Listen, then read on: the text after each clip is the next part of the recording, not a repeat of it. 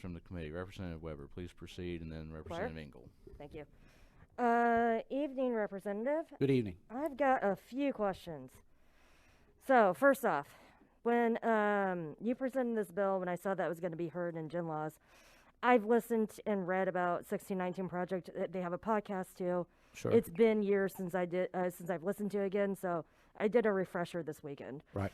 So, have you listened or read anything about the 1619 Project? I've read every single word of the 1619 Project beginning in February. I think I read most of the articles twice because I really couldn't believe what I was reading. And why is that?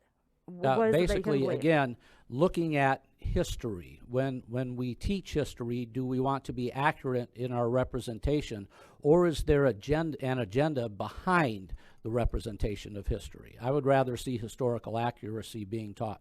Okay, and that's fair. But at the same time, this is teaching that is learned from the life experiences from people who lived this, and it's the pain and suffering that they've felt for years. So to me, this is part of also history. History does have some dark days, and this is part of it too. And so first off, okay, so. KCPS was just awarded a grant to be accepted into the 1619 Project. Did you know that? No, I did not. Okay. It's one of the 40 schools out of 200 to be accepted. Have you spoken to any schools in your district and outside of your district too, meaning in the cities also, about whether or not they want this? No, I have not. So you haven't talked to any teachers, schools, school board members, nobody? No, I've actually read the 1619 Project, and my concern is, again, the historical accuracy. Okay. Do you have a teaching background? No, I do not. Okay. So I spoke to KCPS last week, and they're super excited to have this material. So they will be implemented $5,000. It's a $5,000 grant to their classrooms. One of them is going to be at Central High School, and the other one's going to be at Lincoln College Prep Academy Middle School.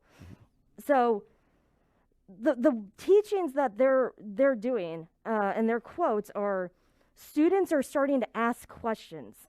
They're asking, what's KKK? And they have legit no idea what that means.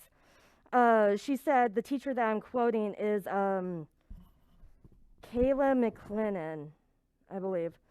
And she said, there are certain uncomfortable conversations that need to be had about post-slavery, around the consequences and around the strains of that which are honestly ignored by big tech bookmakers. Do you think that that's false?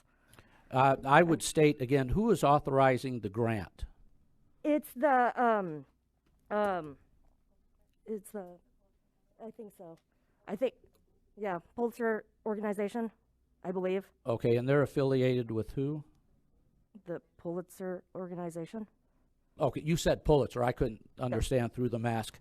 Basically, again, I look at this as, is it historically accurate?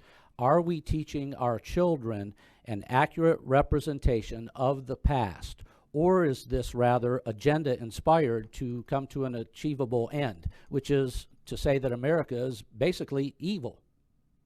Well, during that time, it was, in a sense, a dark day. So during the 1619s? So it was a dark day? It was a dark day. I think we had Jamestown and the Plymouth colony. Were those colonies somehow So the slavery bad? that we're talking about, it was a dark day, and I believe that any way that we can get information out there, even if it's just stories, to show some kind of, the kids have empathy for this, and they're learning emotions and empathy.